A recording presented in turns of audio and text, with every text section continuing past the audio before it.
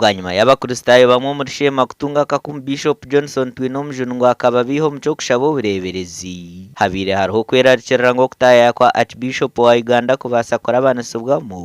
bita abanyadiini muri kabwo he babahameza ngo hariho ubuteka naza kutayaaya obuteka buruho akuba okushaba obureberezi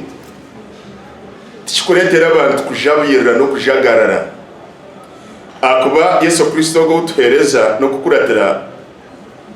na ruhanga weitu no ubuteka ecyakabiri teine okwerarikira ngo ntaza kubaho akimukiriro kona in fact tukari kwetengesa kandi na security abwa government ntuza kuba tuni na security police iranerinda obuteka abantu bagira ngo Archbishop okutayaaya kwenu kwija kuhera kubasa kushabira kashoza kaka Emmanuel okutungo kumurikirwa ikigambo cyo mukuru kino mugisha akongera kutwisa mugisha aha Sozoru endeka y'urusozoru akajetegereza akagishabira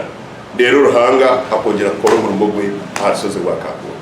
abakustayo tugize kandi bakiko kare Sabadikoni wakabwohe yashaba babona bariyo nibetombwita Enshonga zo kutunga ubureberezi kubecura okugira ngo batakateganisa okutayaaya kwa Archbishop tinkahurire akavuyo kona tinkahurire orukugamba kubi abantu bana betekateke kumwakira omukitinisa hino muntu orukutekateka okumusyaho nanga okujagarara